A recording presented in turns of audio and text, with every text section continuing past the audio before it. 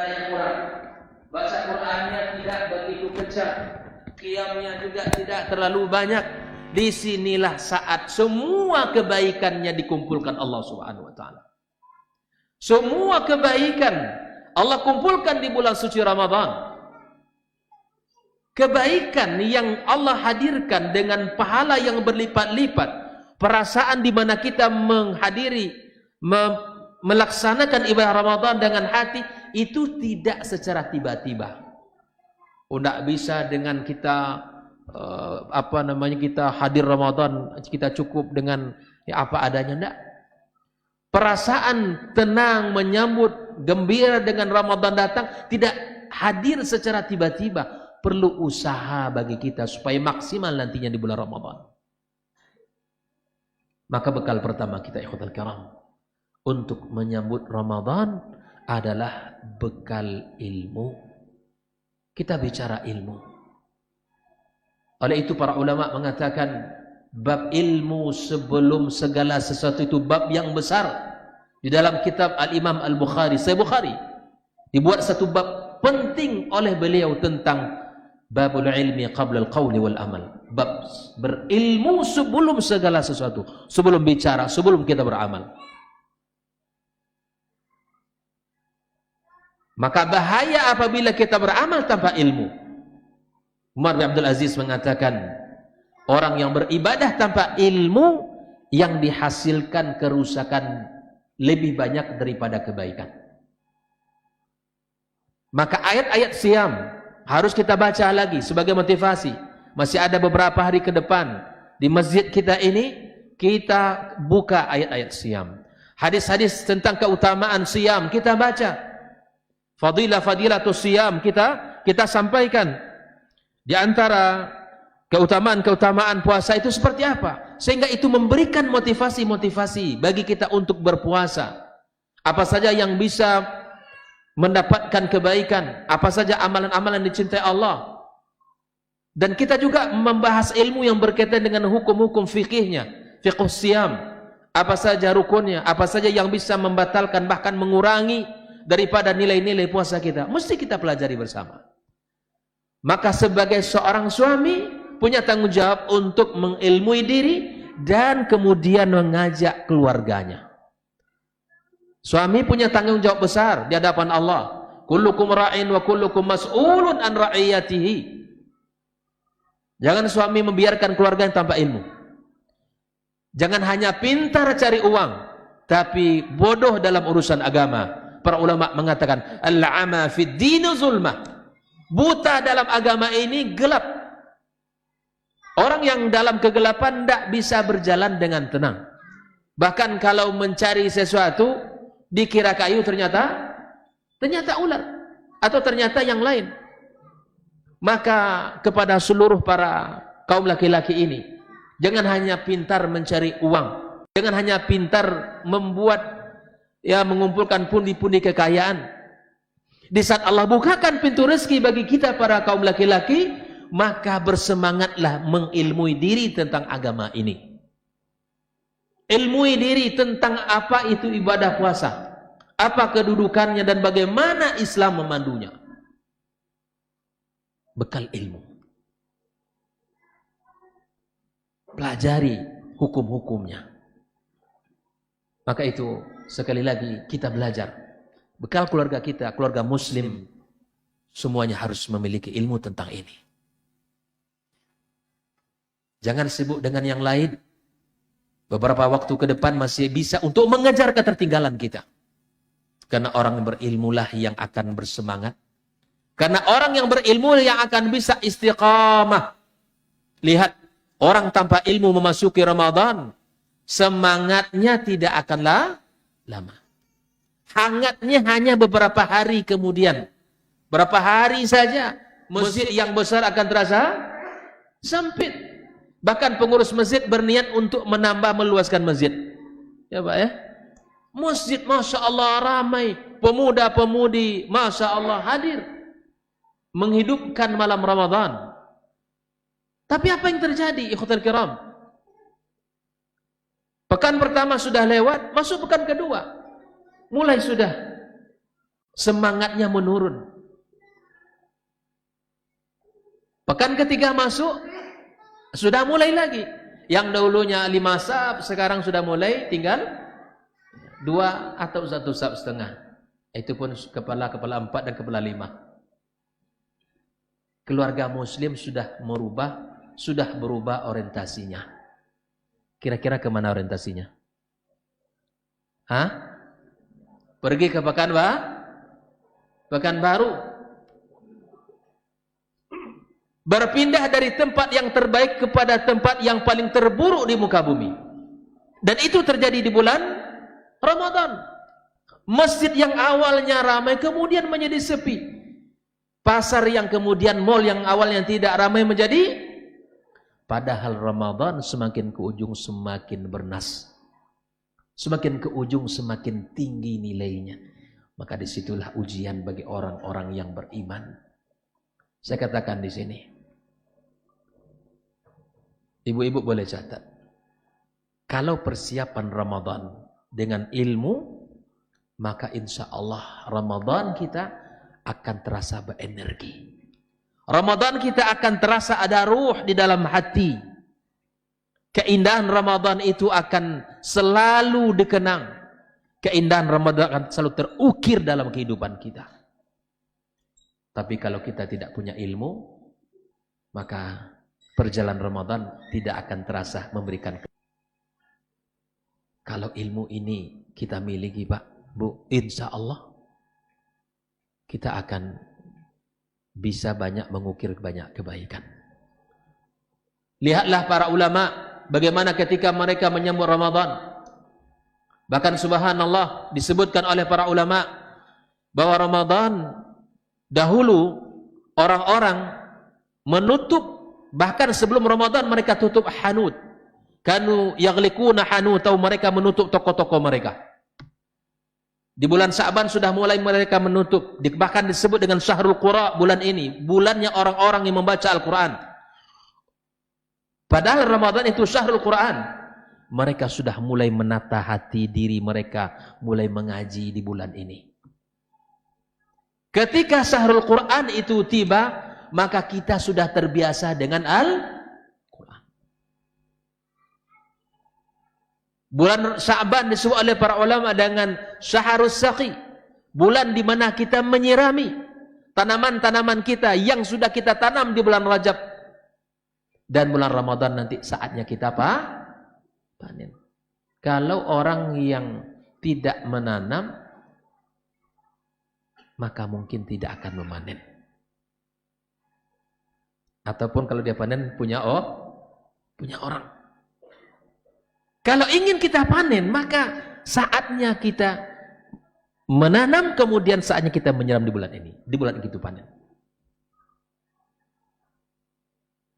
Bapak Ibu, kalau kita punya ilmu, insya Allah kita akan lebih mementingkan ibadah yang lebih parah di bulan Ramadan. Bulan saatnya kita berdagang dengan Allah, dengan kebaikan, dengan amal saleh kita. Tapi yang mengherankan kaum muslimin, kaum muslimat, bahwa selama 11 bulan dia tidak berdagang, di bulan Ramadan dia menjadi pedagang dadakan. Saya tidak mencela para pedagang, tapi mari kita bersyukur atas nikmat Allah. Nampaknya sudah niat-niat tidak jadi lagi berdagang nampaknya. Kita berdagang dengan Allah. Satu huruf dilipat gandakan menjadi 10 kali lipat, 10 menjadi 70 dan seterusnya.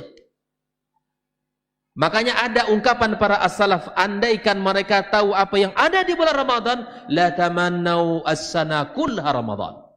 Mereka berharap Ramadan sepanjang tahun. Itu bisa, perasaan itu hadir kapan? Ketika orang tahu ilmunya. Orang tahu ilmunya. Kalau kita nggak tahu ilmunya, apa yang mau kita hadirkan kebaikan? Ya paling berubah aja kondisi keadaan. Makanya orang yang sudah tahu ilmu orang Ramadan, sudah melatih di bulan Sa'ban ini, ikhwatul kiram, Maka masuk di bulan Ramadan tidak ada berubah. Yang berubah hanya memang pola saja. Semangat ibadahnya terus. Makanya orang-orang yang tidak berilmu, yang tidak mengetahui, tidak mempersiapkan diri ketika masuk Ramadan, berubah total kehidupannya, berubah pula dalam kondisi harinya. Yang seharusnya hari-hari Ramadan, hari-hari bermujahadah dengan amal, tetapi hari itu menjadi hari yang paling malas badan untuk beribadah. Bahkan ada pula yang berdalil dengan hadis yang dhaif. Apa hadis dhaif tentang bulan Ramadan? Tidurnya orang puasa nah, ini yang dipakainya. Ramadan itu bulan bersemangat beribadah. Yang tidur aja yang abang, abi kata istrinya, apalah bang ngaji deh, kok ibadah juga kok aja. La ilaha illallah. Kalau kita baca sejarah para ulama, subhanallah, tak heran kalau mereka itu mengkhatamkan Al-Quran, ya, mengkhatamkan Al-Quran per 5 hari, per 10 hari, bahkan ada yang 40 hari, 40 kali, subhanallah, dalam sebulan. Kok bisa Ustaz? Mereka tahu ilmunya, mereka tahu keutamaannya, yang menghargai kebaikan, yang tahu dengan nilai kebaikan itu. Jelas? Yang menghargai kebaikan di bulan Ramadan ini hanya yang tahu saja. Semoga Allah pilih kita termasuk orang-orang yang tahu dengan keutamaan Ramadan. Ikhwatal kiram rahimakumullah. Maka ilmu sebagai kunci untuk membuka kebaikan-kebaikan kita. Kalau kita bilang hari ini enggak ada bisa belajar, enggak bisa. Karena sudah banyak tersedia kesempatan untuk bisa kita belajar. Maka ajak istri Pak untuk mengilmui diri. Ajak keluarga untuk mengilmui diri tentang Ramadan. Ibu-ibu jangan habiskan waktu di dapur aja Ramadan itu. Sepanjang hari sampai siang di dapur semuanya. Banyak keutamaan. Saya bukan melarang masak ya. Ustaz ini katanya oleh-oleh istri masak lagi. Nah, tapi berikan kadar. Nabi, kalau kita bicara tentang Rasulullah SAW, masalah makan ini sangat sederhana, Bu. Karena kesempatan kita akan bacakan bagaimana kehidupan Nabi itu. Masalah makan ini sederhana sekali beliau. Tanya Ustaz Suryadi. Tidak ada zam-zam air. Zam-zam kalau tidak tamar. His. Tidak banyak. Kita kalau tidak 5 jenis depan. Ada suami tidak mau makan. Subhanallah. Lebih parah lagi, banyak minta tapi uang tak keluar.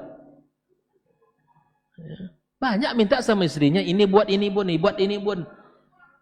Tapi tidak dikucurkan dananya. Macam mana? Minta banyak tapi ya tidak keluar dananya. Gimana caranya? Maka yang pertama sekali terkiram, bekali diri dengan ilmu tentang apa tadi? Tentang ayat siam dipelajari. Hadis-hadis yang berkaitan keutamaan siam dipelajari. Kemudian hukum-hukum fikih tentang siam dipelajari. Semoga nanti Ustaz Suryadi bisa membaca kitab ini di sini. Hukum-hukum fikih 1 hari. Biar kita tahu. Mana yang rukun, mana yang ini, mana yang... Semua kita harus tahu. Dibaca lagi. Dan kami biasanya, sepekan bulan Ramadan, biasanya live membaca kitab Fiqhus Siyam, dibaca sehingga kaum muslimin bisa mendengarkan dan bisa melihat dan bisa mempelajari bersama. Yang kedua, yang kita pelajari, yang kita persiapkan keluarga ini adalah bekal doa. Doa adalah senjata orang beriman. Doa ibadah yang mulia. Maka untuk menyambut ibadah Ramadan yang penuh dengan kemuliaan, mesti kita berdoa kepada Allah. Ustaz, dulu orang-orang para generasi awal berdoa sebelum 6 bulan sebelum Ramadan itu sudah berdoa. Ini jamaah sudah berdoa belum? Sudah ya? Berdoa untuk apa Ustaz? Disampaikan umur ke Ramadan. 6 bulan generasi salaf kita sudah berdoa meminta kepada Allah agar Allah sampaikan usia kepada Ramadan. Ini Ramadan hitungan hari. Berapa hari lagi? 20? Berapa? 20? 25, 23 ya? Okelah. Sudah, Allah membalikkan Ramadan. Minta kepada Allah agar Allah sampaikan kepada Ramadan, ya. Dan kenapa? Ar-Ramadan ila Ramadan, kata Nabi, mukaffirat lidzunub, pelebur dosa-dosa kita. Allah berikan cara untuk kita menjadi orang baik di sisinya. Allah berikan fasilitas agar dosa-dosa kita terampuni. Makanya subhanallah, syariat ini adalah mulia. Ibadah-ibadah yang Allah tetapkan itu semuanya untuk membersihkan kita dari dosa. Nabi SAW mengatakan, as-salawatul khams, salat 5 waktu itu yang kita kerjakan dari subuh ke zuhur, zuhur, asar, maghrib, isya, maghrib ke isya. Antara itu mungkin kita tersilap, mungkin kita punya dosa. Dengan ibadah salat yang kita kerjakan, Allah ampunkan dosa kita. Wal jum'atu ilal jum'ah, pekan lalu Jumat bertemu dengan pekan ini Jumat. Antara keduanya adalah pelebur, termasuk Ramadan ila Ramadan, kata Nabi SAW, pelebur dosa kita. Dan puasa ini adalah junnah, dia benteng kita. Maka siapapun yang ingin terjaga, terselamatkan dari fitnah, maka salah satu caranya adalah menjaga dengan ibadah puasa. Ikhtar karamakumullah, berdoalah kepada Allah Subhanahu wa taala. Minta kepada Allah. Bersungguh-sungguh kita berdoa. Keluarga muslim, senjatanya adalah doa. Ayah, bunda, bapak, ibu, itu adalah senjata kita. Doa untuk anak-anak kita. Doakan kebaikan untuk mereka. Doakan agar Allah beri taufik kepada mereka. Nabi SAW mengatakan, salatu da'watin mustajabat, 3 doa yang tak pernah tertolak. Salah satunya da'watul walid li waladi, doa orang tua kepada anak. Doakan anak-anak kita. Sehingga para anbiya pun Allah rekam doa mereka dalam Al-Quranul Karim. Nabi Ibrahim alaihissalam mengatakan, Rabbi habli minas salihin. Nabi Zakaria mengatakan, Rabbi habli min ladunka dzurriyyatan thayyibatan innaka sami'ud du'a. Nabi Muhammad SAW mengatakan, Allahumma barik lana fi sam'ina wa basarina wa sam'ina wa barik lana fi azwajina wa barik lana fi auladina. Doakan keluarga kita, Pak. Doakan. Kita tidak tahu doa mana yang mustajab. Maka itu, jika kita mengalami ujian yang kita dapatkan dari keluarga kita, dari anak-anak kita, maka kata Nabi SAW, la tad'u ala anfusikum wa la tad'u ala auladikum. Jangan pernah kalian doakan keburukan untuk diri kalian dan keluarga kalian. Barangkali ada ujian di antara kita, diuji dengan anak, diuji dengan keluarganya. Maka jangan pernah seburuk apapun keadaan, sikap yang menyedihkan orang tua, jangan pernah mendoakan anak kita. Doakan keburukan, jangan. Sehingga ada kisah seorang datang kepada seorang alim mengadukan tentang perilaku anaknya. Lalu alim ini mengatakan, hal da'uta alaihi, apakah pernah engkau mendoakan keburukan pada putramu? Qala na'am. Kata alim ini, antal ladzi ahlaqtah. Engkaulah yang merusaknya, engkaulah yang menghancurkan kehidupannya. Bayangkan. Jangan pernah doakan anak-anak kita. Anak-anak kita berharap punya harapan besar. Yang punya hatinya, yang punya jiwanya Allah, minta kepada yang menguasai itu, Allah Subhanahu wa taala. Makanya mengadu di dalam doa itu adalah salah satu bentuk cara para anbiya. Lihat Nabi Musa alaihissalam, ketika dalam kelelahannya lari dari kejaran dari Mesir, lari ke Madian, dalam keadaan lelah, dalam keadaan haus, lapar, dia lihat 2 wanita yang sedang menunggu orang yang mengambil air untuk hewan ternak mereka. Dia bantu wanita itu. Setelah dia bantu pergi, dia di bawah sebuah pohon yang rindang, dalam keadaan lelah dia mengatakan, Rabbi inni lima anzalta ilayya faqir. Wahai Rabbku, terhadap apa yang kau turunkan kepada aku sangat butuh. Mengeluhkan sesuatu kepada Allah, itu cara para anbiya di dalam berdoa. Sebutkan hajat kita apa. Nabi Ayub alaihissalam juga demikian. Nabi Yakub alaihissalam juga demikian. Ketika Nabi Yakub kehilangan putra tersayangnya Yusuf alaihissalam, apa kata dia? Inni ashku bathi wa huzni ilallah. Saya keluhkan, saya kadukan seluruh kesedihan dan gundah gulana hanya kepada Allah Subhanahu wa taala. Masalah mengadu di dalam Al-Quran itu hanya dua. Asyakwa di dalam Al-Quran itu hanya dua. Yang pertama, seorang ayah yang mengadukan kepada Allah tentang putra yang hilang. Yang kedua, doa seorang ibu, seorang istri kepada Allah tentang sikap suaminya. Dalam surah Al-Mujadilah disebutkan bahwa dia watashtaki ilallah, mengadu kepada Allah. Coba lihat, asyakwa di dalam semua kisah-kisah keluarga semuanya. Seorang ayah yang kehilangan putranya, seorang istri yang diperlakukan tidak baik oleh suaminya. Kisahnya ini dizihar oleh suaminya. Mengadu kepada Nabi Muhammad sallallahu alaihi wasallam. Lalu kemudian Allah ijabah doanya. Maka di bulan-bulan ini mari perbanyak doa kepada Allah. Mengadu kepadanya. Minta kebaikan dunia dan akhirat. Yang paling terbaik untuk kita minta, Allah pertemukan dengan bulan Ramadan. Allah berikan taufik. Allah tumbuhkan keimanan karena Nabi SAW mengatakan, Man qama Ramadana imanan wa ihtisaban, ghufira lahu ma taqaddama min dhanbi. Orang-orang yang Allah berikan taufik untuk qiyam. Qiyamnya itu bukan hanya ya hangat sesaat, tetapi dasarnya iman. Nabi juga mengatakan lafaznya ada 3 yang mirip tapi penempatannya berbeda. Yang pertama, man shama ramadhana imanan wa ihtisaban ghufira lahu ma taqaddama min dhanbi. Yang berpuasa atas dasar iman, Allah ampunkan dosa yang telah lewat. Yang kedua, man qama ramadhana, yang mendirikan malam Ramadan dengan tarawih bahkan dengan qiyam. Dengan iman kepada Allah, Allah ampunkan. Yang terakhir, man qama lailatal qadri imanan wa ihtisaban ghufira lahu ma taqaddama min dzambi. Maka doa kepada Allah, minta kepada Allah Subhanahu wa taala agar Allah berikan taufik. Allah mudahkan kita. Karena banyak orang yang ingin bertemu Ramadan tapi mereka tidak bisa lagi ketemu. Banyak orang yang zaman di tahun dahulu bersama kita, tarawih bersama kita, tapi mereka telah dipanggil Allah. Semoga Allah temukan kita di bulan Ramadan tahun ini. Dan banyak orang yang bertemu dengan Ramadan, tapi tak banyak pula orang yang memanfaatkan waktu-waktu di bulan Ramadan.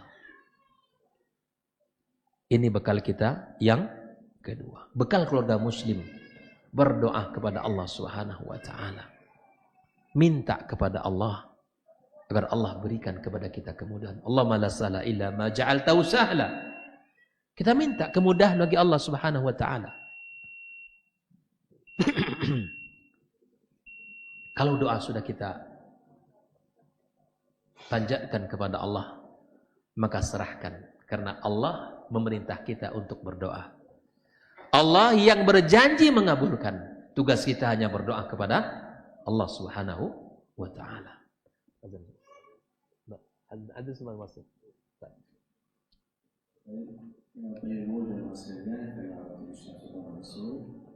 Azan akan dikumandangkan. Setelah nanti selesai azan, kembali dilanjutkan sedikit lagi materinya. Insyaallah sebelum ditutup akan diberikan kesempatan kepada yang paling bertanya. Silakan disiapkan ada sekarang pertanyaannya. Ya, karena nanti Ustaz juga ada yang bertanya kepada jemaah. Bagi yang bisa menjawab ada Mas. Sebagai silakan menghadir untuk mengatakan.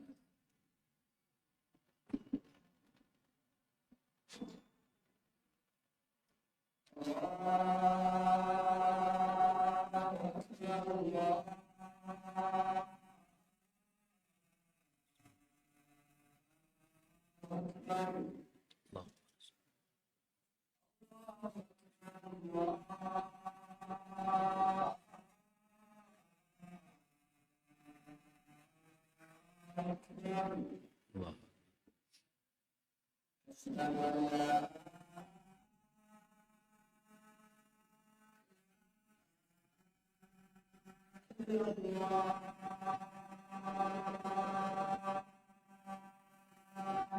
ilaha illallah.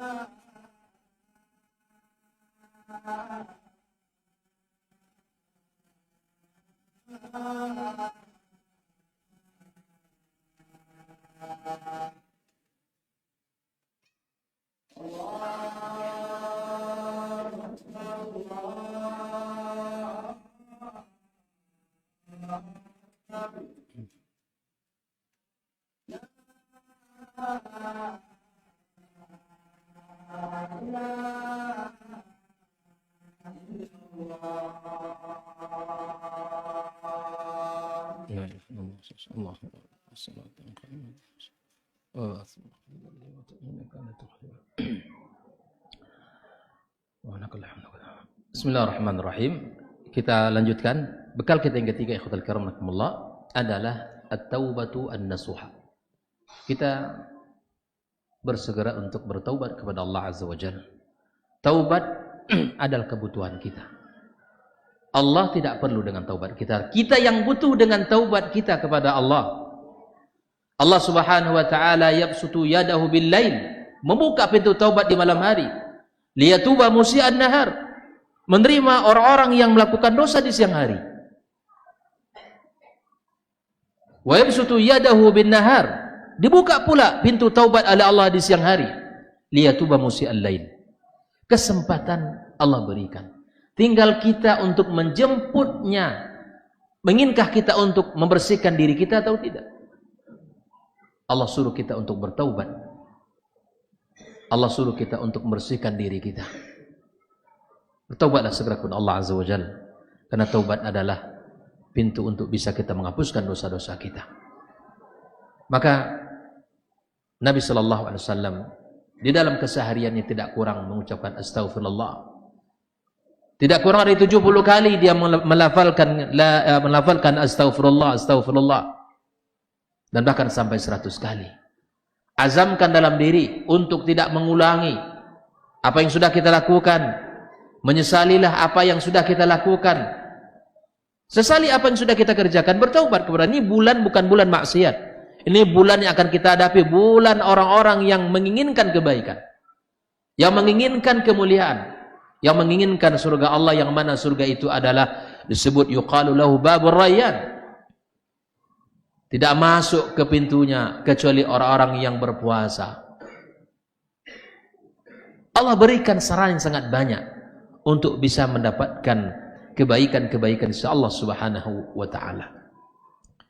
Maka adapun biasanya kebutuhan-kebutuhan yang berkait dengan lebaran, Saya ingatkan, masih ada waktu kita berapa hari ke depan, ya 3 pekan ke depan, ya, yang namanya subhanallah, kebutuhan-kebutuhan di bulan Ramadan sangat banyak, apalagi menjelang hari raya Idul Fitri. Bahkan mungkin orang bersiap untuk balik kampung dan seterusnya. Ada hal lain juga, seperti baju baru dengan seluruh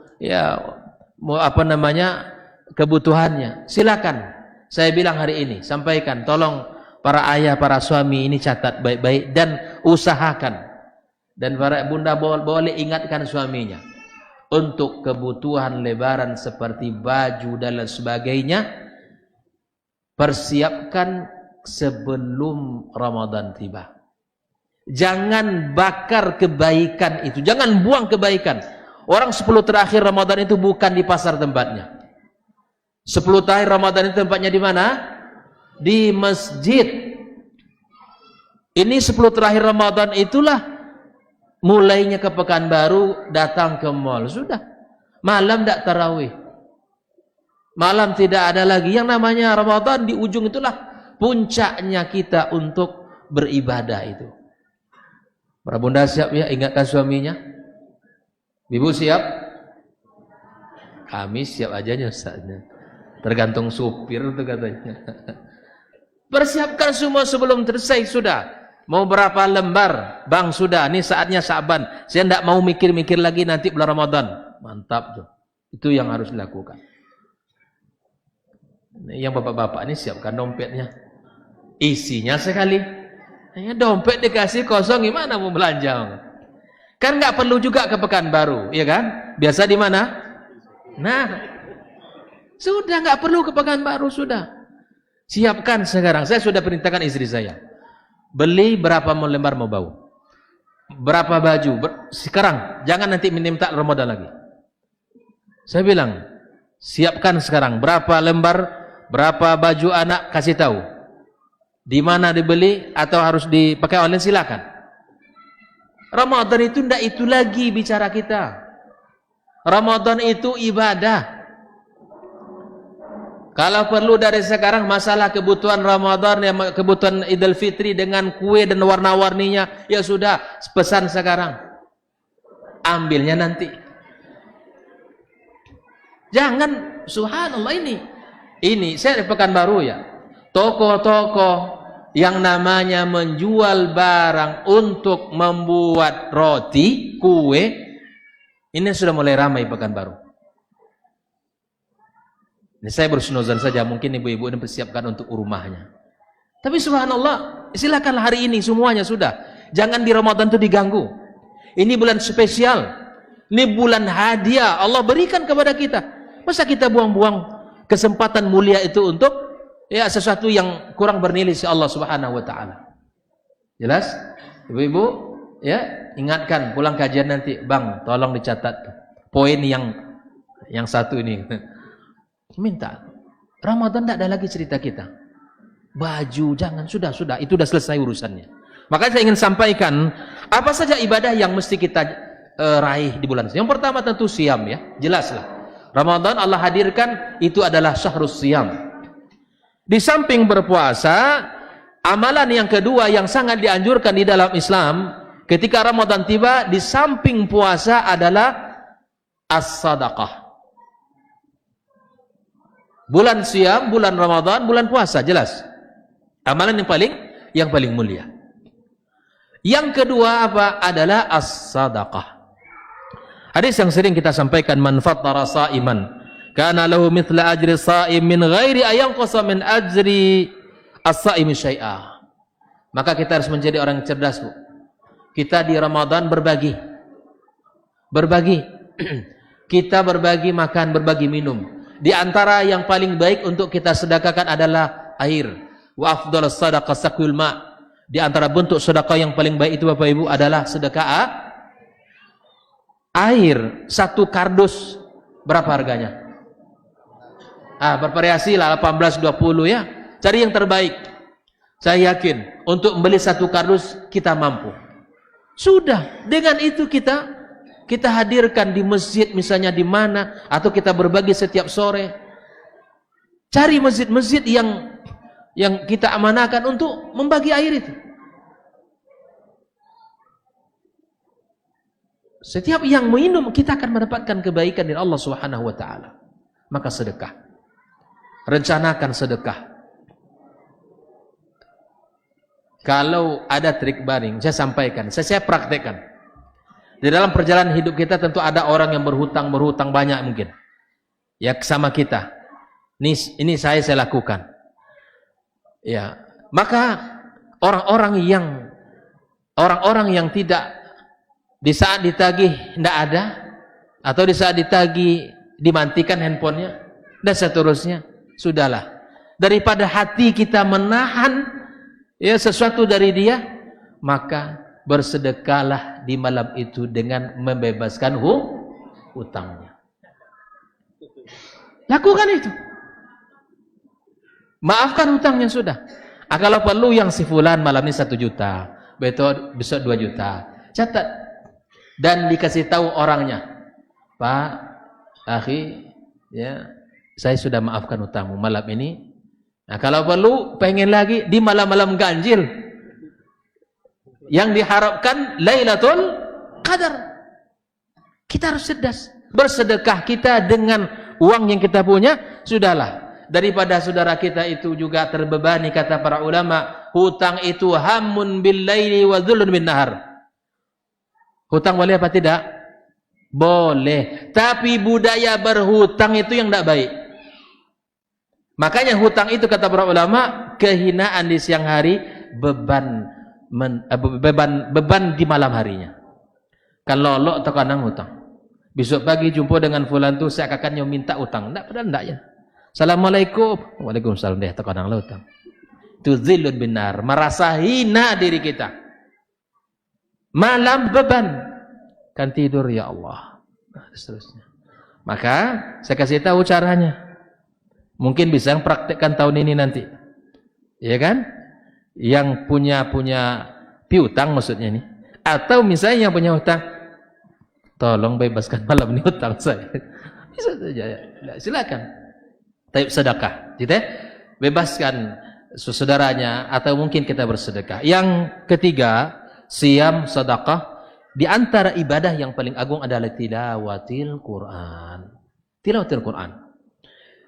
Bahwa Nabi kita SAW menyebutkan ya, bahwa ini syahrul Quran. Bahkan Allah sendiri yang mengatakan bahwa Ramadan ini syahrul Quran. Allah turunkan Al-Quran. Dan Nabi mempraktekkan dengan Jibril alaihissalam. Ya. Jibril datang ke Nabi kita SAW di bulan Ramadan. Dan Nabi membaca Al-Quranul Karim. Maka jangan sampai Ramadan ini tidak tamat Al-Quran atau tidak bersentuhan dengan Al-Quran. Jangan sampai keluarga muslim, istri pun, ya suami tanya ke istri, dek berapa juz sudah? Kalau suaminya nanti tidur-tidur aja, ingatkan, ini bukan bulan tidur, bulan ibadah. Kalau kita nggak punya ilmu ya begini. Al-Quran mesti dihidupkan. Maka syiarnya, kalau di Madinah atau di Timur Tengah terasa sekali saja. Masya Allah. Ya masjid sebelum sholat itu penuh oleh bapak-bapak, semua pegang Quran. Kalau ada megang handphone, mungkin kita snuzan saja. Mungkin dia buka Quran. Mungkin ada ya secara digital dia Qurannya. Terasa Ramadan, suasana bi'ah Ramadan itu terasa. Al-Quran disiarkan, bahwa Al-Quran di mana-mana dibaca. Orang-orang di toko-toko jualan ya di Mekah, Madinah nampak baca Quranul Karim. Kalau ada orang datang dia stop dan seterusnya. Bulan Al-Quranul Karim, ya kan? Maka puasa kita jaga, sedekah kita tingkatkan ya. Kemudian tilawatil Quran.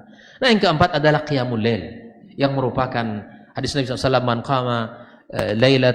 qama ramadhana imanan wa ihtisaban ghufira lahu ma taqaddam min dhanbi. Di antara bentuk qiyamul lail adalah salat tarawih. Ya, tarawih di sini. Nikmati bacaan Al-Quran.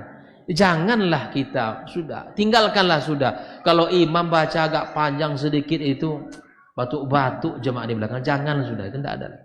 Nikmati ini bulan Al-Quran. Nikmati keindahan membaca Al-Quran oleh imam. Kita nikmati berdiri di belakang imam. Kemudian di antara amalan yang sangat mulia adalah nanti di 10 terakhir Ramadan adalah kita I'tikaf. Di sini ada Ustaz? Belum. Ada ya? Alhamdulillah. Nikmat, Pak. Qiyamul Lail ya. I'tikaf. Isi rumah Allah dengan ibadah. Itulah puncaknya kita sudah. Puncaknya kita melakukan ketaatan. Ini syahrul at-ta'at. Bulan ketaatan, bulan amal saleh, bulan kita mengumpulkan pundi-pundi kebaikan kita. Jangan kita malas-malas, ya. Bekali keluarganya dengan semangat. Makanya subhanallah, contoh teladan dari Nabi sallallahu alaihi wasallam, Nabi di 10 terakhir sudah jelas ya. Hadisnya adalah sering kita sampaikan. Bahwa Nabi SAW mengencangkan ikan pinggang. Yuhyil laila kullah. Menghidupkan malam dengan ibadah. Bahkan tidak tidur. Nabi SAW mengintai tahara lailatul qadar. Bahkan dia tidak membiarkan anaknya sendiri, tapi menantunya Ali dibangunkan, Fatimah dibangunkan, datang ke rumah Ali, diketuk pintu rumah Ali. Ala tusalliyan? Tak solatkah kalian? Begitu perhatian keluarga ya, kepada keluarga Nabi SAW. Maka keluarga muslim juga harus begitu. Hidup kita bukan sendiri saja. Kalau yang sudah punya menantu, sudah telepon menantunya, telepon anaknya, nak bangun ya, qiyam. Atau anaknya mungkin masih di kuliah di mana, telepon, nak jangan lupa qiyam, dan seterusnya. Begitu kita komunikasi dengan keluarga kita, dengan ibadah kepada Allah Azza wa Jalla. Nah, sering saya bilang bahwa kebersamaan kita ini di sisi apa, ikhwah fillah? Jangan hanya kebersamaan ini dalam urusan dunia saja, makan, minum saja. Sering-seringnya kita bersama dan keluar satu mobil kemana-mana, dalam urusan apa biasanya? Urusan cari baju, urusan pergi makan malam, urusan kuliner. Tidak pernah kebersamaan kita berangkat menuju rumah Allah untuk ibadah. Jarang. Kalau saya katakan ada, bukan saya nafikan. Tapi mulailah kita keluarga ini bukan hanya hidup untuk syahwat, ya, batan kita bukan hanya untuk makan minum dah. Nabi, para sahabat mengajarkan sederhana dalam bab ini. Sederhana sekali. Maka yang terakhir, kalau kita punya uang, berangkatlah di bulan Ramadan untuk melaksanakan umrah. Sudah berangkat nampaknya Ustaz. Masya Allah. Mau ikut Ustaz? Ada. Oke. Maka Ramadan adalah ibadah yang sangat mulia untuk kita melaksanakan ibadah umrah itu. Maka ikhtar kiramakumullah, bekal keluarga muslim untuk menyambut Ramadan, bekal utama kita adalah bekal ilmu. Yang kedua, kencangkan doa kita kepada Allah Subhanahu wa taala. Kencangkan doa kita, minta kepada Allah, serius, langitkan doa kita.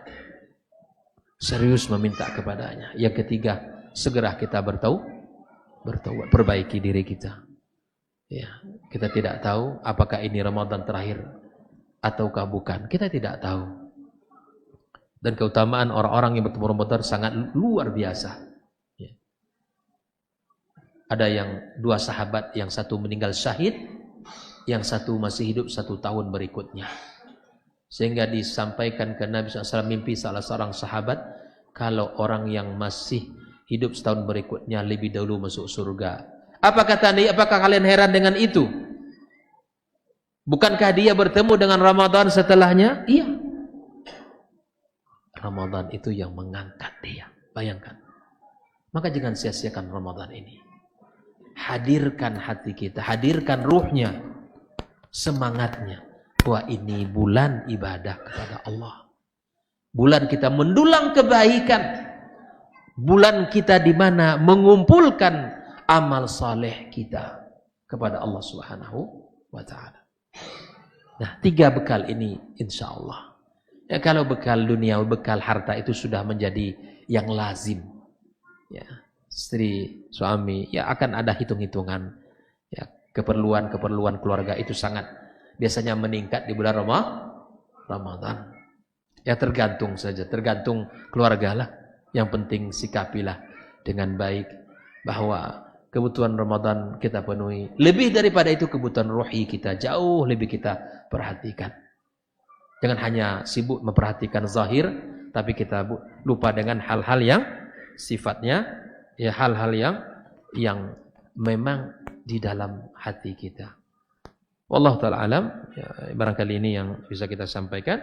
Nah memang banyak ya bab puasa itu, kalau boleh disampaikan sedikit, maka hal-hal yang patut untuk kita lakukan itu yaitu bahwa sunnah-sunnah puasa dipelajari ya, sunnah-sunnah puasa juga kita kalau boleh kita sampaikan sedikit ikhwatal karimullah, sedikit lagi Ustaz ya, bahwa di antara hal yang juga kita perhatikan ya, di samping tadi, maka ibadah-ibadah yang kita lakukan tadi seperti apa tadi? Yang pertama adalah siyam, yang kedua adalah sedekah, yang ketiga adalah tilawatil Quran, yang keempat adalah qiyam, yang kelima adalah di mana kita melakukan umroh jika kita memiliki kemampuan. Nah, di antara hal-hal yang sunnah yang sangat banyak kita yang pertama adalah ta'jil ya.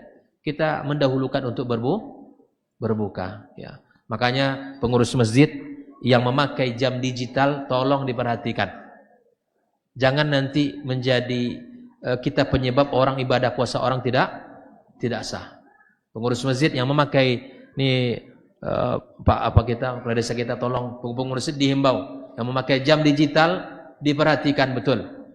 Kalau perlu memang diservis dan seterusnya. Agar apa? Betul-betul waktunya itu. Karena sunnahnya ta'jil. Ta'jil menyegerakan. Jangan pula lebih dulu 2 menit sebelum waktunya. Ya, ini ta'jil namanya, akhirnya puasanya tidak sah. Nah, sunnah kita, makanya ketika mau berbuka itu, ikhwatal kiram, jaga suasana. Sudah, ibu-ibu sudah tidak lagi sibuk dengan hal-hal yang berkaitan dengan dapur. Saatnya untuk kita bersiap dan bersedia untuk berbuka. Yang kedua adalah ternyata subhanallah berbuka itu disunnahkan oleh Nabi dengan 3. Yang pertama rutab. Ya, rutab ya, itu yang pertama ya. Rutab itu ya kurma muda yang ya di sini memang Pekanbaru mungkin ada ya, boleh dicari rutab. Yang kedua adalah tamar. Ya kurma ya dengan segala jenisnya. Yang ketiga dengan air, ma. Ini sunnahnya.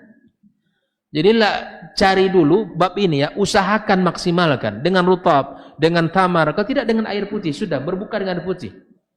Ini langsung kolak pisang langsung. Ya. Sunnah dengan ma, dengan rutab, dengan tamar. Ya, wa afdalu hadhihi thalathah awwaluha, yang paling afdal rutab. Maka ini yang dilakukan keluarga muslim, siapkan ini. Ilmu tentang berbuka ini. Kemudian adwa indal iftar, disunahkan kita untuk berdoa di saat kita mulai iftar itu ya, mulai iftar.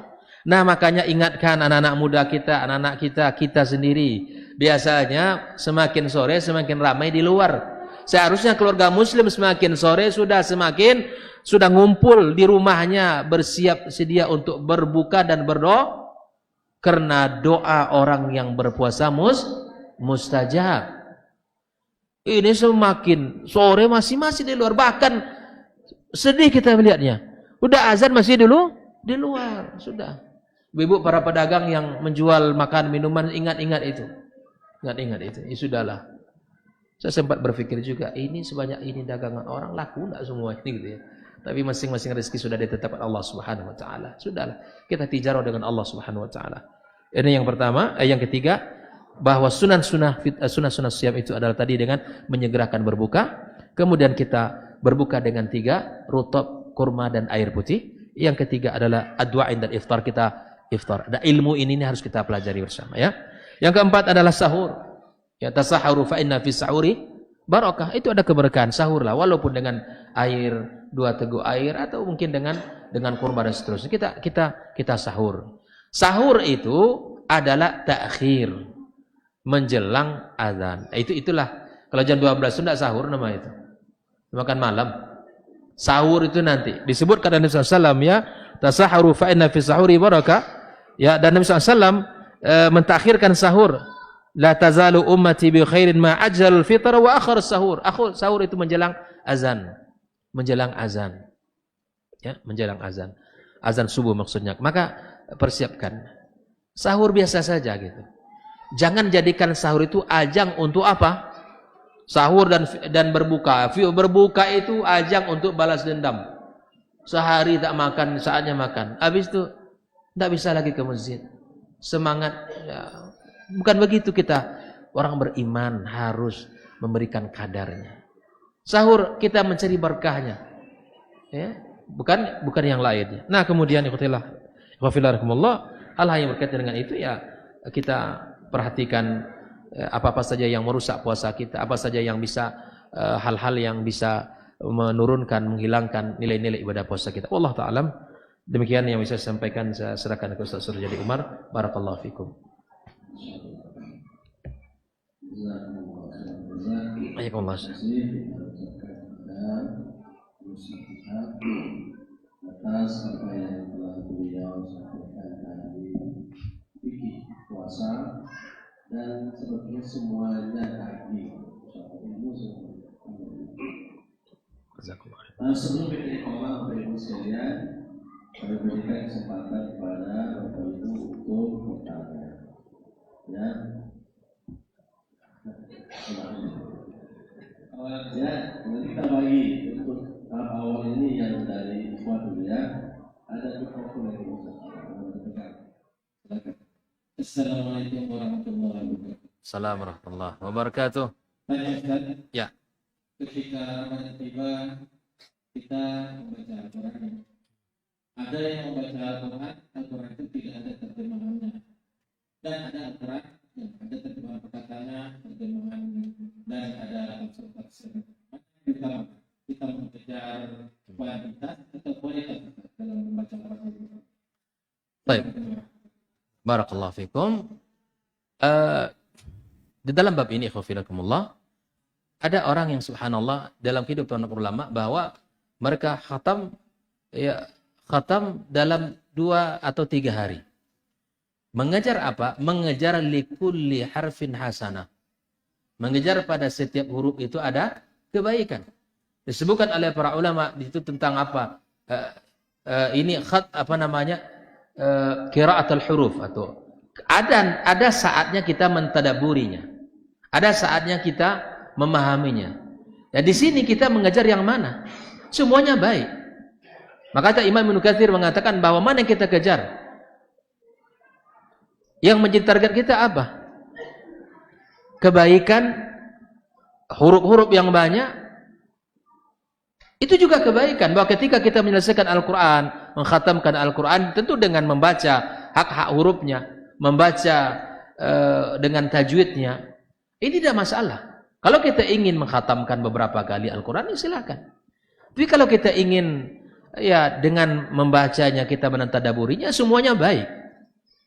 Tapi kalau kita ingin mengejar kebaikan pada setiap huruf, maka kita harus membaca dengan khatam, dengan ngerja targetnya. Tapi dengan seluruh hukum yang ada. Artinya jangan dilabrak hukum tajwid dan seterusnya, tapi tetap dengan mengejar. Ini pernah ditanyakan pada seorang ulama tentang para ulama yang mereka dulu antara khatam dengan tadabur, mana yang lebih dahulukan? Semuanya baikan. Nah, kalau kita ingin mengkhatam, menyelesaikan bacaan kita, tilawah kita, waratil Qur'ana tartila, ya, maka ini bisa kita kerjakan dengan mengejar ya, khatam cepat dengan tetap memperhatikan huruf-huruf beliau, huruf-huruf hukum-hukum yang ada dalam Al-Qur'anul Karim. Ya, kalau seandainya kita ingin mentadaburi Al-Quran, membaca, ini juga baik. Akan ada kebaikan. Tapi mungkin dari sisi jumlah, ya itu tidak seperti mana kita membaca Al-Quran, mengkhatamkan ya, Al-Quran berkali-kali. Allah Ta'ala bersawab.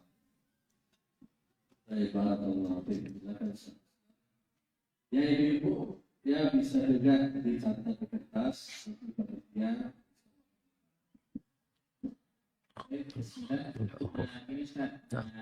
Ini menanyakan tentang TV membawa anak. Karena kadang banyak ya kita kan punya masjid, ada masjid. Kadang suara anak itu lebih kuat daripada imam baca surat. Jadi kita itu lebih memperhatikan suara anak itu daripada suara yang membaca surat. Jadi bagaimana tata cara membawa anak ke masjid yang sesuai dengan tuntunan Rasul. Jazakumullah khair. Ikhwafillah rahmatullah. Hukum membawa anak ke masjid boleh. Dan Nabi SAW sebagai buktinya, bahkan dia menggendong cucunya Umamah binti Fatimah. Umamah. Ya, yang ketika itu Nabi SAW kalau dia berdiri digendongnya. Kalau dia sujud diletakkannya. Itu satu bukti bahwa bawa anak ke masjid itu boleh. Dan itu umama masih kecil. Ketika Nabi khutbah, berjalan Hasan dan Husain. Ya, maka kemudian Nabi turun. Dan dikatakannya bahwa ini adalah saya mencintai mereka. Dan seterusnya. Namun, ada hal yang juga perlu kita perhatikan. Ya, bahkan Nabi SAW sebagai seorang Nabi dan Rasul sangat memperhatikan ibu-ibu, memperhatikan jemaah, bahkan anak-anak sekaligus. Di saat terdengar tangisan bayi di belakang kencang, dalam riwayat disebutkan Nabi SAW memendekkan sholatnya. Dan ini Nabi peduli dengan anak-anak. Dan kemudian kita yang hari ini, yang pertama saya mengatakan kepada pengurus masjid harus ramah kepada anak. Jangan sampai anak ini takut ke masjid. Yang kedua, kata para ulama, ini kesimpulan bahwa selama masjid ini tidak terdengar suara anak-anak, maka selama itulah peradaban ini tidak akan hadir. Namun, yang perlu kita perhatikan adalah tentang kebersihan mereka. Maka anak-anak sebelum ke masjid, tolong diingatkan bahwa kita ke masjid, nak, adalah sholat. Kalau kita ke masjid, nak, jaga kebersihan. Kalau kita ke masjid, nak, tolong jangan ribut. Ini mesti disampaikan. Tapi kalau anak lari juga di masjid, ya itulah anak-anak. Tapi kalau bapaknya lari, kita langsung kita tarik. Kalau anak begitu, tapi ingatkan bahwa jaga adab di masjid. Wabil khusus kebersihan. Kalau anak masih pipis, maka perhatikan anak-anak kita bahwa dikasih pempes. Jangan dibiarkan ke masjid tanpa pempes. Kita tidak tahu orang ibadah seperti ini, kemudian anak-anaknya nanti buang air di masjid dan seterusnya. Maka sekali lagi, ikhwan fillah, memberikan porsi kepada anak di masjid itu hal yang pokok. Tapi kemudian mengingatkan anak kita sebelum ke masjid itu lebih pokok. Penting sekali ingatkan. Ayah bunda para jemaah sekalian, ingatkan anak-anak kita. Ingatkan anak-anak kita ke masjid dengan menjaga adab, dengan menjaga apa? Menjaga ketentraman, kerapian, kebersihan. Ya, makanya kalau pun difasilitasi ya di luar sana anak-anak.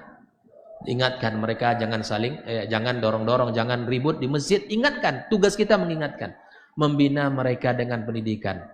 Bahkan subhanallah, jangan jadi orang-orang yang memang sangar, ya kemudian nampak aja anak ke masjid langsung berdiri, ya pegang pinggang. Jangan. Anak-anak itu harus dekatkan dengan rumah Allah.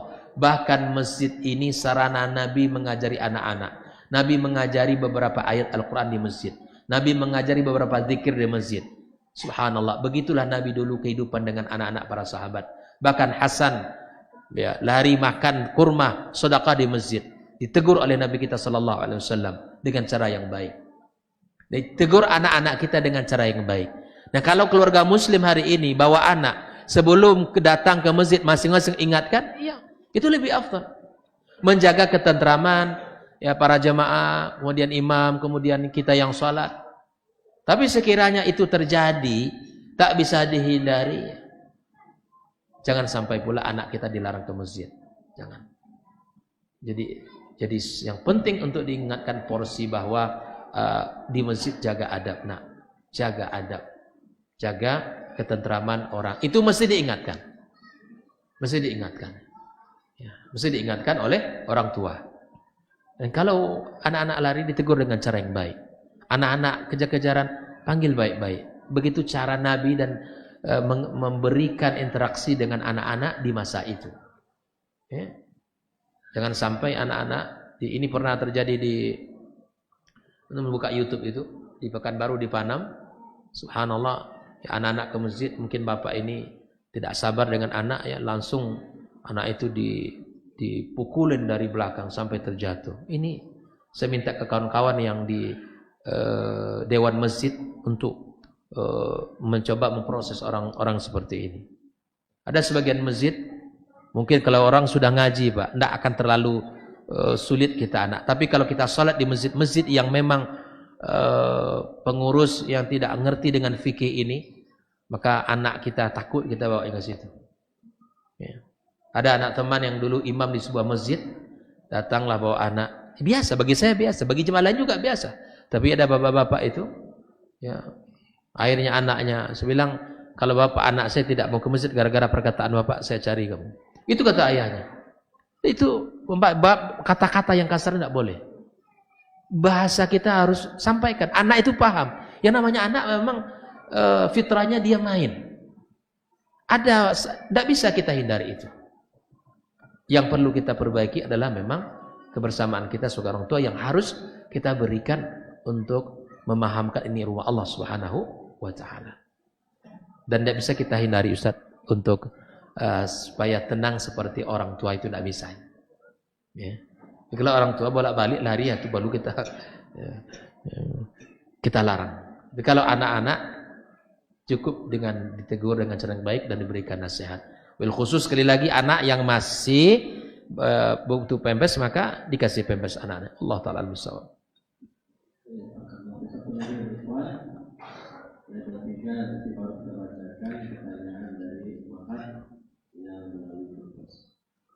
Silakan yang santri sebelah kanan ada yang bertanya.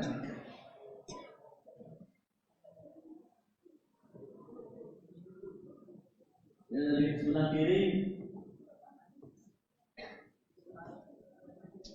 Kalau tidak ada, kita tinggal pihak mana. Ini Ustaz ini masih ada.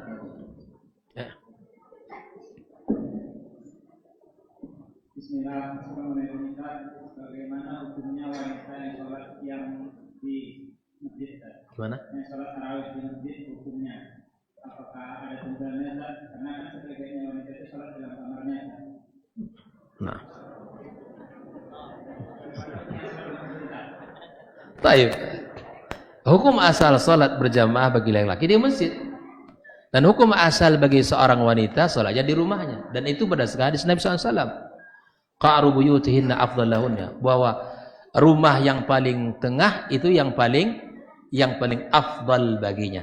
Tapi jangan salah pula, ya la tamna'u ima Allah, jangan pula dilarang wanita ini untuk datang ke masjid. Tapi dengan syarat jangan membawa sesuatu yang bisa menghadirkan fitnah. Apa fitnahnya wanita? Di antaranya al-itr. Jangan pakai wangi-wangian. Karena Nabi SAW melarang hal itu. Tidak boleh wanita memakai cus kiri kanan kemudian lewat di sini. Aduh, bisa pingsan kami laki-laki ini. Jangan, itu tidak boleh. Tapi bukan berarti bahwa perempuan ini tidak boleh berwangi-wangi. Boleh. Boleh ya. Jangan pula kami di sini tak mau pula bisa bernapas lagi kan. Ya, bukan begitu maksudnya. Bahwa ya la tamna'u ima Allah. Ya, tidak boleh juga kita larang mereka kalau ingin ke masjid, ya, tapi datang ke rumah Allah ini, ya, salat, jangan, ya, salat dengan segala tuntutan seorang perempuan menjaga diri, menutup aurat, ya, dengan menjaga suara dan seterusnya, nah, itu tidak dimasalahkan. Apalagi keutamaan bulan suci Ramadan yang kemudian, ya, keutamaan itu sangat luar biasa, maka, ya, kalau kita bicara, dia tempat yang paling baik adalah rumahnya. Tapi kemudian apakah dilarang? Tidak. Tidak dilarang wanita untuk datang ke masjid, ya boleh. Selama kesempatan itu ada dan bisa menjaga hal-hal yang seperti tadi. Orang perempuan datang ke masjid, ya datang dengan cara yang baik. Allah ta'ala. Kita masuk ke pertanyaan dari Umar. Ada 3 kertas yang masuk. InsyaAllah kita akan bacakan. Assalamualaikum Ustaz. Assalamualaikum. Pertanyaannya, apakah puasa kita diterima oleh Allah jika silaturahmi terputus atau tidak bertemu sapa dengan keluarga? Masya Allah, pertanyaan luar biasa. Kalau puasanya itu sesuai dengan rukunnya, terpenuhi semuanya, puasanya tetap sah. Dan mudah-mudahan dapat pahala. Tapi sikap dia yang memutuskan silaturahim, sikap dia yang tidak tegur sapa, itu amal lain yang itu berdosa di sisi Allah Subhanahu wa ta'ala. Masing-masing adalah kebaikan.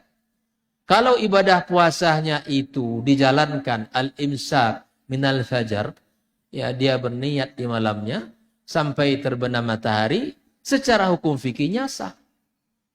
Tapi kemudian kalau sikapnya tadi itu tidak dijaga, tidak menjaga hubungan, maka dia berdosa di sisi itu.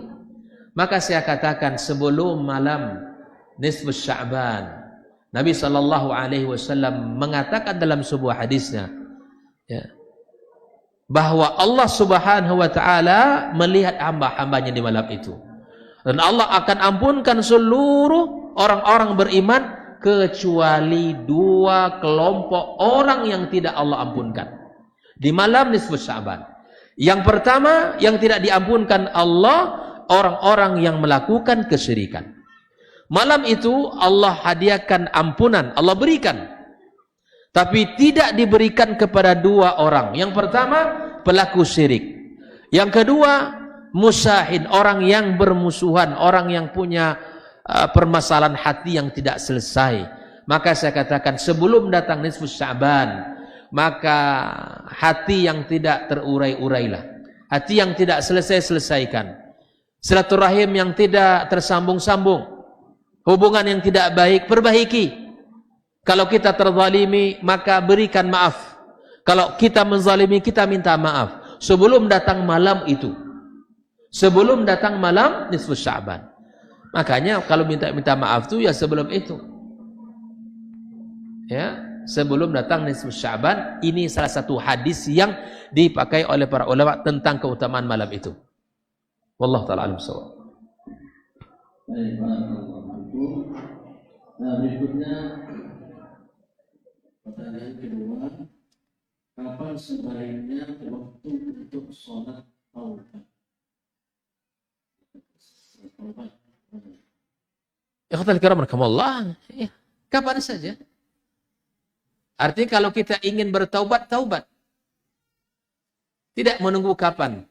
Di saat kita menyesali perbuatan kita, maka tadi sallallahu alaihi wasallam, ya wa khaliqin nasa bi khuluqin hasan wa atbi sayyi'atal hasanata tamhuha wa khaliqin nasa afwan ittaqillaha haitsuma kunta.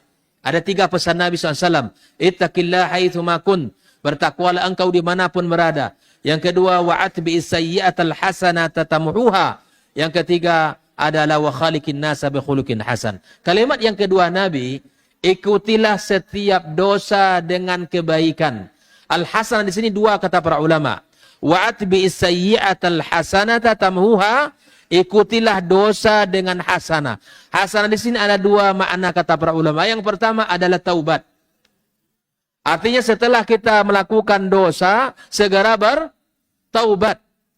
Taubat yang kita lakukan akan menghapus dosa.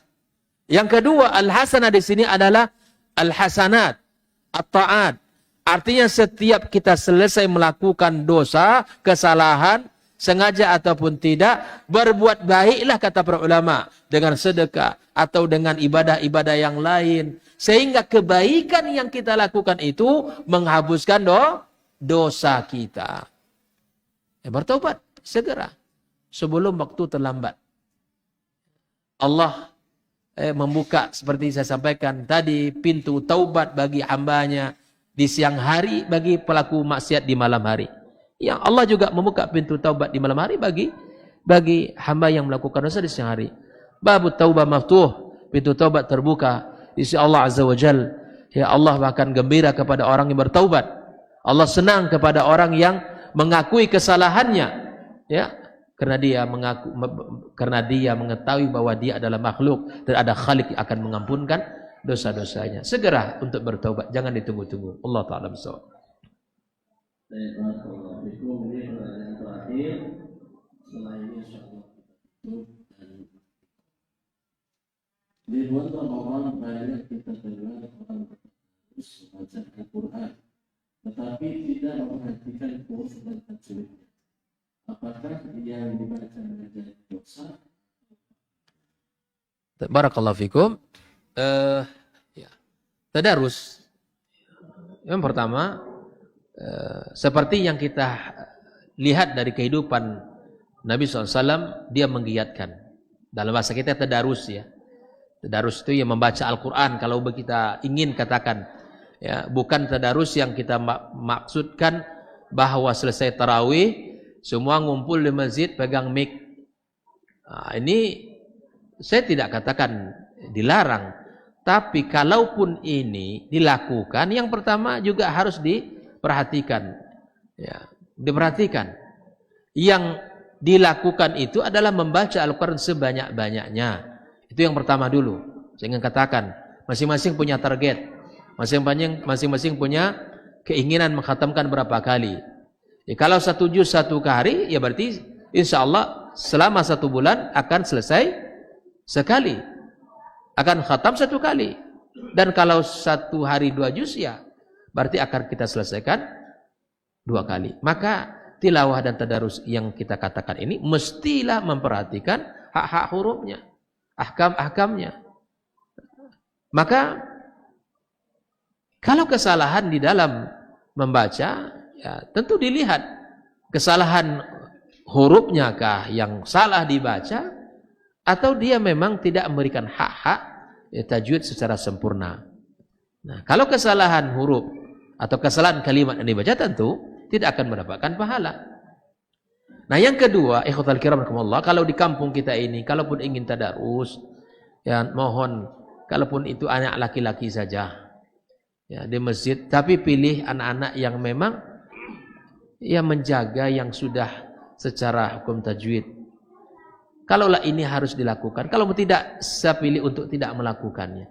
Bukan berarti syiar Ramadan tidak, salah kita. Bukan berarti syiar Ramadan tidak hidup, salah. Bahwa itu yang harusnya kita syiarkan kita dan di rumah kita. Ya? Dan para ibu-ibu, para akhwat atau anak gadis tidak usahlah pakai mic segala macam. Cukup tadarus di rumah dan baca Al-Quran di rumah. Dan cukup ya keluarga saja yang mendengarkan. Nah, saya ingatkan juga sini bahwa tolong ketika Ramadan khususnya ya pengurus-pengurus masjid misalnya, tolong Pak ya para tokoh, para pemerintah desa juga memperhatikan ini.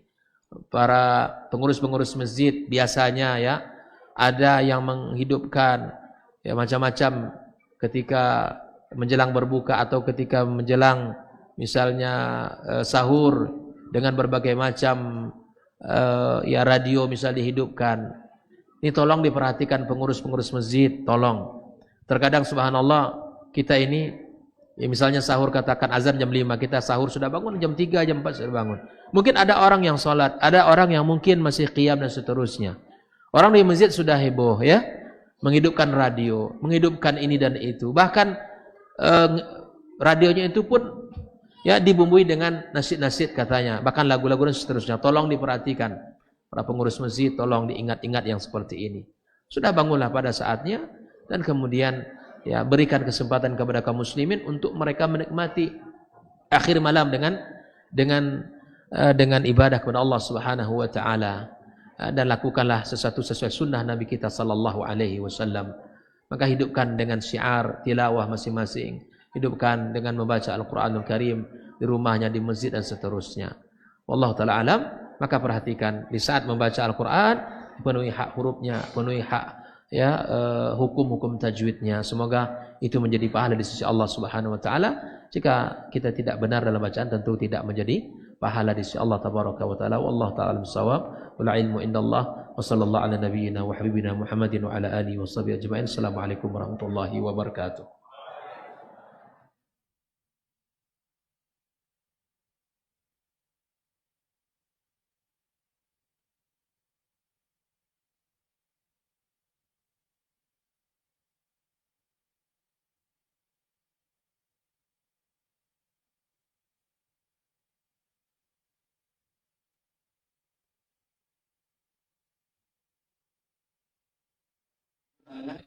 Pertanyaan pertama, ini untuk ikhwan akhwat. Baik, ikhwan. Baik.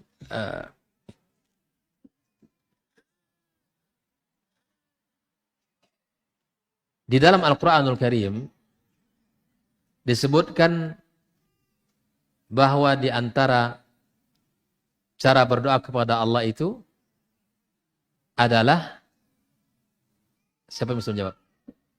Fadhal. Bukan.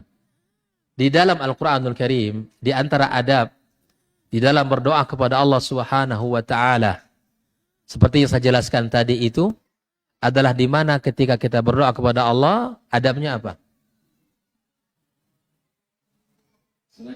Di antara cara yang dicontohkan oleh Nabi di dalam berdoa kepada Allah apa?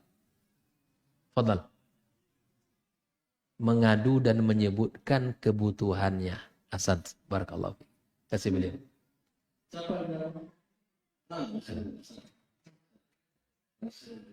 Baik.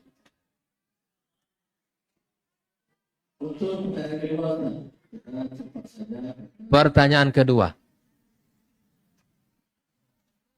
Bahwa di antara bab yang paling besar dalam kitab Sahih Bukhari yang berkaitan dengan ilmu, apa nama babnya?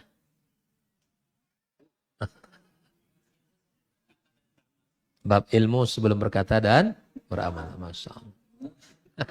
Ustaz yang menjawab itu. Fadal Ustaz. Akhwat lagi ya? Oh, taib, ikhwan. Taib. Di antara kebaikan yang bisa kita lakukan di bulan Ramadan itu adalah memberikan sedekah. Siapa yang bisa menyebutkan keutamaan berikan sedekah di Ramadan?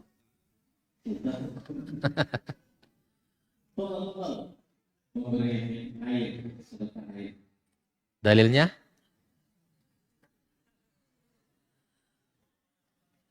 Bisa enggak? Taib. Kasih dia, Ustaz. Taib. Ya, di antaranya adalah ya man fattara shaiman, ya, barang siapa yang memberi makan orang yang berpuasa, maka Allah berikan pahala orang berpuasa tanpa dikurangi sedikit pun. Oke. Taib, ummahat, bahwa sebutkan sunnah di antara sunnah puasa.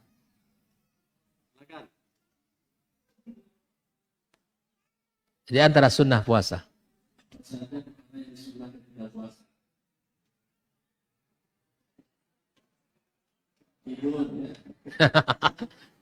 Loh.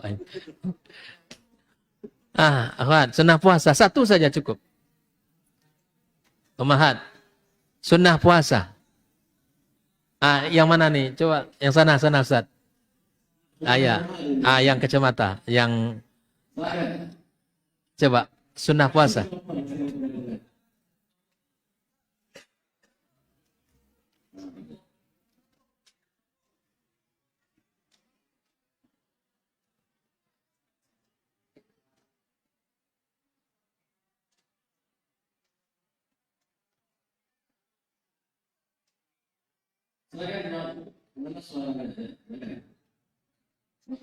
Menyegerakan berbuka, Masya Allah. Sini. Baik. Ya, pertanyaan kedua. Sebutkan dengan apa Nabi berbuka.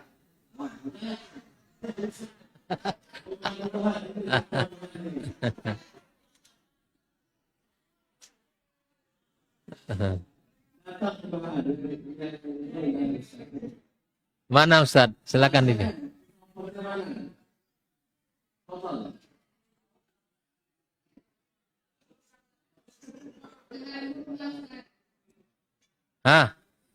Dengan kurma. Yang pertama apa? Pertama rutab. Terus kalau tidak ada rutab, kurma. Air putih. Masya Allah. Baik. Masya Allah. Tabarakallah. Masya Allah. Baik, penutup. Bahwa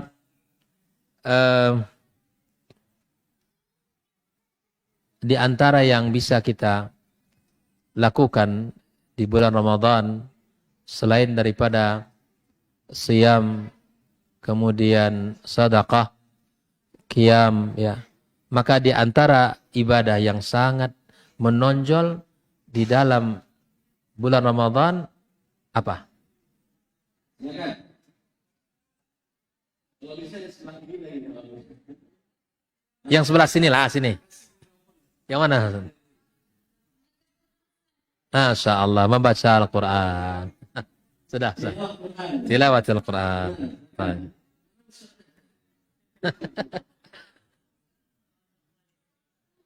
Baik, barakallahu fiikum jami'an. Dan Bapak Ibu, masyaallah sudah selesai. Yang mana? Yang mana menjawab? Ya, semoga apa yang kita pelajari atau kita dengar menjadi ilmu yang juga